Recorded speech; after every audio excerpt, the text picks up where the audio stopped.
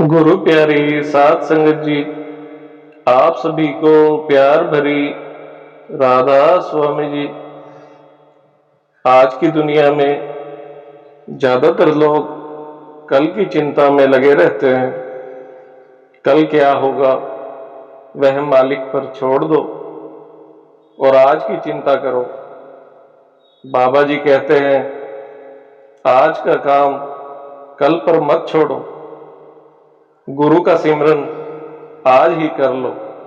कल का कोई भरोसा नहीं, कल है या नहीं यह तो सतगुरु ही जानते हैं। पशु पक्षी इनको अपने कल की कोई चिंता नहीं है, यह तो सिर्फ आज की ही सोचते हैं। एक इंसान ही है जो अपनी और अपनी 10 पीढ़ियों के बारे में सोचता है। आज हम आपको जो साखी सुनाने जा रहे हैं वह इस प्रकार है। एक बार एक जादूगर होता था। वह छोटे छोटे जादू करके लोगों को मनोरंजन करता था। जो थोड़ा बहुत उससे मिलता था उससे अपना और अपने परिवार का गुजारा करता था।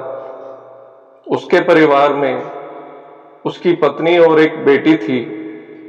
जादूगर चाहता था कि वह राजा के दरबार में जाए, अपना जादू राजा की सभा में दिखाए और वहां से हीरे मोती जवाहरात बहुत सारा धन लेकर आए और आगे का अपना जीवन आसानी से कट जाए। लेकिन मालिक को कुछ और ही मंजूर था। राजा के दरबार में जाना कोई आसान बात नहीं है। वह किसी मंत्री के घर उसके बच्चों के जन्मदिन पर थोड़ा बहुत जादू दिखाने गया था। तो उसने मंत्री को कहा कि मुझे राजा के दरबार में जादू दिखाने के लिए राजा से इजाजत लेकर दो। मंत्री ने राजा से बात करके उसको रविवार का दिन बता दिया। तो वह रविवार के दिन राजा के दरबार में गया और कई छोटे मोटे जादू दिखाए। उसने राजा को खुश करने के लिए राजा का मुकुट ही जादू से उड़ा दिया। यह देखकर दरबार में बैठे लोग तो हंस पड़े, लेकिन राजा को बहुत गुस्सा आ गया। गुस्से में राजा ने उसे फांसी का हुक्म दे दिया और बोला कि आज से 8 दिन के बाद इसको फांसी दे दी जाए। जादूगर ने राजा का मुकुट दोबारा राजा के सिर पर रख दिया। राजा से अपनी गुस्ताखी के लिए माफी भी मांगी, लेकिन राजा बहुत गुस्से में था। उसने जादूगर को माफ नहीं किया। यह सुनकर जादूगर की सारी हिम्मत जाती रही और वह वहीं जमीन पर बैठ गया कि मैं तो यहां राजा के दरबार में कुछ धन इकट्ठा करने आया था, लेकिन राजा ने तो मुझे फांसी की सजा सुना दी है। जब वह घर गया तो उसकी पत्नी ने उसका चेहरा देखकर कहा कि क्या हुआ है। तो वह बोला, मैं तो अपने परिवार के लिए कुछ धन कमाने गया था, लेकिन राजा ने मुझे अगले हफ्ते फांसी की सजा सुना दी है।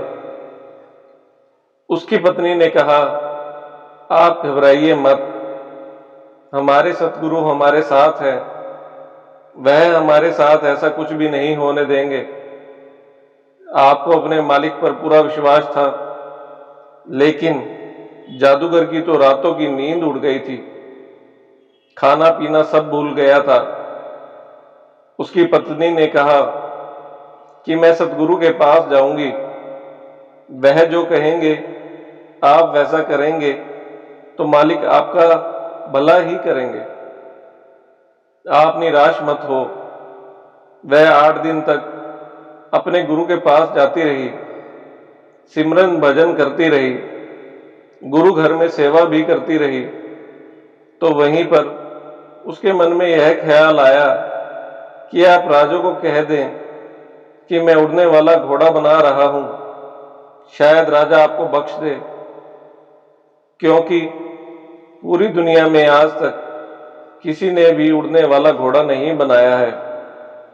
राजा खुश हो जाएगा और आपको सजा को माफ कर देगा।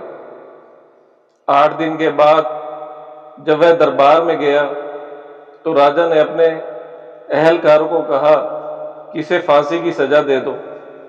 अगर तुम्हारी कोई आखिरी इच्छा है तो बता दो। उसने कहा कि मैं एक उड़ने वाला घोड़ा बना रहा हूं।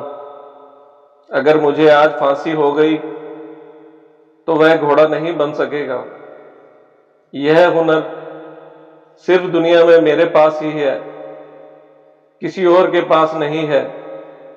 तो राजा ने कहा कि यह उड़ने वाला घोड़ा बनाने में कितना समय लगेगा? तो जादूगर ने कहा, शहंशाह, यह उड़ने वाला घोड़ा बनाने में मुझे 1 साल का समय लगेगा। राजा ने उसकी सजा 1 साल आगे बढ़ा दी और बोला, आज से 1 साल के बाद अगर तुम उड़ने वाला घोड़ा बनाकर मुझे दे दोगे तो मैं तुम्हारी सजा माफ कर दूंगा। अगर तुमसे यह उड़ने वाला घोड़ा नहीं बनाया तो 1 साल के बाद मैं तुझे फांसी की सजा दूंगा।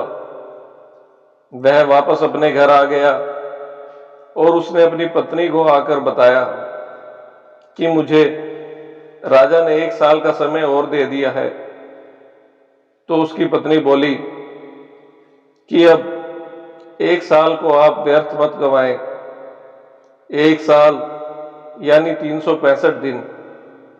इन 365 दिन में आप भगवान का भजन करें, गरीबों की सेवा करें और अपने पुण्य हाथों से दान पुण्य करेंगे तो देखेंगे आप सतगुरु आपके साथ है, वह आपका बाल भी बांका नहीं होने देंगे। जादूगर ने 1 साल भजन सिमरन किया, सेवा की, गरीबों की मदद की। उसका फल तो मिलना ही था। उसकी जो छोटी सी गलती की सजा मिली थी वह टल गई। 1 साल के बाद जब जादूगर दरबार में गया तो देखा वहां पर बहुत भीड़ लगी हुई है। लोगों से पूछा तो उन्होंने बताया कि राजा और उसका घोड़ा दोनों मर गए हैं। राजा ने अपनी जगह पर अपने बेटे को राजा बना दिया है। उसके बेटे ने कहा कि अगर मेरे पिताजी ने किसी को कोई सजा दी है तो मैं उन सबको माफ कर दूंगा और उनको एक सुधारने का मौका दूंगा। जादूगर यह सुनकर बहुत खुश हो गया और अपने घर वापस आ गया। वह अपनी पत्नी से बोला, मैं तो सोचता था कि तुम मुझसे प्यार ही नहीं करती, लेकिन तुम्हारे कारण मैं बहुत बड़ी मुसीबत से बच गया। तुम्हारे सतगुरु ने मेरी जान बख्श दी है। अब मेरे ऊपर ना कोई इल्जाम है ना ही कोई सजा। वह बहुत खुश हुई और जल्दी से उसने अपने सतगुरु के पास ले गई। जब सतगुरु को जाकर माथा टेका तो उन्होंने पूछा, भाई क्या बात है, आज तो बड़े खुश नजर आ रहे हो। तो उनकी पत्नी ने कहा, गुरुजी आपकी दया से उनकी जान बच गई। राजा मर गया और उसके बेटे ने इनको माफ कर दिया। आपका बहुत बहुत शुक्रिया। गुरुजी बोले, यह मैंने नहीं, तुम्हारी पत्नी ने और तुमने जो नाम का सिमरन किया है उसी के कारण सारे दुख कट जाते हैं और जो मुसीबत आनी होती है वह भी टल जाती है।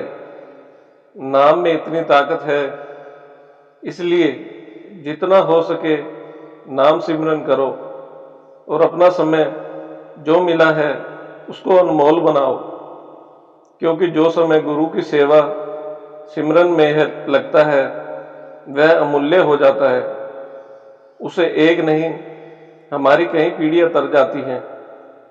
साध संगत जी, बाबा जी भी बार बार यही कहते हैं, सिमरन करो, सिमरन करो, उनका कहना मानो और आज से ही अपने इस काम में लग जाओ।